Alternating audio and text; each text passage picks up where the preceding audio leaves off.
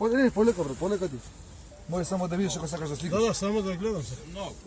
Колку има едно пакетче? 2 кг? Кило има сигурно. За две не знам. Секојдневни заплени на македонската царина. Што се обидуваат да прошверцуваат патниците. Од тип на техничка стока, потоа имаме стока, во овој случај пијалоци и поголема количина на текстилни производи. Што се случува со одземената стока? Царинската управа должна е да ги предаде работите кои ги има привремено одземено, да ги предаде во надлежност на Агенцијата за управување со одземен имот се до завршување на постапката. А судските постапки траат долго, па дел од стоката скапува по магазините. Институциите се во расчекор, сакаат да донираат, но имаат пречки. Се работи што се таложеле годиништа и кои не се решаваат преку ноќ. Зошто законот од една страна предвидува донирање, а од друга оневозможува запленетата стока да дојде до оние на кои им е потребна?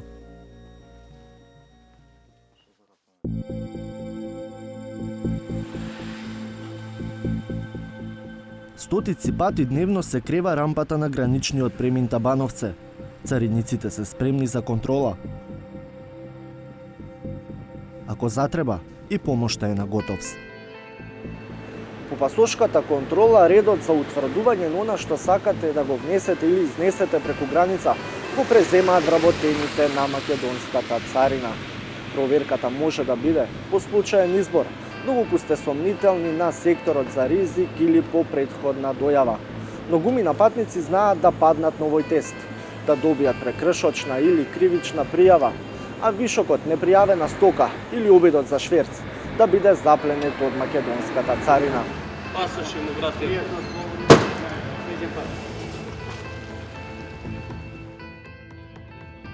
Заплената завршува во големи магазини. Ова складиште е едно од 54 државни локации и приватни терминали во кои се истовара царинската заплена. Методите од Осиевски, кој со години работи на преминот Табановце, вели дека најголем дел од складираното е под царински надзор, односно стока за која не се платени давачките и не може да се пушти во промет. Но има и привремено одземена стока. Тука имаме непријавена стока по документација, за која е веќе изготвен царински записник за царински прекршок и исто така имаме и поголема количина на текстилни производи, каде што увозниците наместо да напишат која е количината во парчиња, ставаат цетови, карикирам ако се пријавени 10.000 парчиња, многу пати се случува да имаме многу повеќе. Остатокот од недекларираната роба привремено се задржува и се изготвува записник за царински прекршок.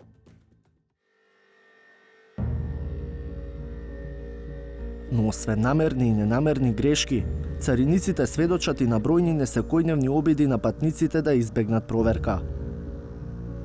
Документирани се случаи на криење дрога во воздушни перничиња во автомобилите. Не се ретки и примерите кога луѓе лепат дрога на своите тела. Се шверцуваат и злато, цигари, компјутери, девизи. Одземените пари легнуваат на сметка на државниот буџет.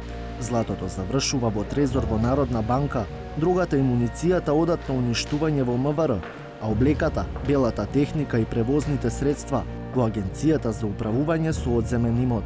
Оваа стока подоцна или се продава, или се донира. Надлежна за остварување на продажба односно организирање на аукции и лицитации е Агенцијата за управување со одземен имот, а исто така и донирањето на одредени видови на стока, како што е текстил и обувки, оди преку Агенцијата за управување со одземен имот. По запленувањето на самата стока, царинската управа должна е да ги предаде работите кои ги има привремено одземено, да ги предаде во надлежност на Агенцијата за управување со одземен имот се до завршување на постапката. Дали таа би била прекршочна или кривична, зависи од тежината на делото, односно видот на стоката кој што бил направен обид да се прошверцува. 3 дена е рокот во кој заплената треба да допатува во 4 магазини на Агенцијата за управување со одземен имот. Некои се полни до плафон. Најголемото депо е сместено во кругот на фабриката Тетекс во Тетово. Зад оваа метална врата се крие простор исполнет со различна стока, задржана од царината. Во агенцијата се свесни дека магазинот станува претесен. Меѓутоа, како што кажа, се работи што се таложеле годиништа и кои не се решаваат преку ноќ. Причината што овие складишта се полнат со мотори, шпорети, прашоци за перење, купишта облека, справи за вежбање и компјутери, е што агенцијата најчесто не може брзо да ги продаде или донира, па се случува најголемиот дел од производите целосно да ја загубат употребната вредност, наместо да завршат кај оние за кои живот значат. На ист начин се губи вредноста и на поскапи предмети, како нови автомобили паркирани надвор или новој автобус кој не е помрднат една деценија. Овие одземени предмети ги чуваме се додека не добијат правосилност од судовите или од органите од кои што се одземени. После одземањето и после правосилноста на предметите, агенцијата управува со овие предмети и обично имаме право, како агенција имаме право да ги донираме истиве предмети. Според мене, не би рекол кочење, меѓутоа судскиот процес трае подолго. За да добиеме едно правосилно возило, се зависи од околностите на кој начин е одземено возилото, зашто, како. Меѓутоа траат и до 3-4 години.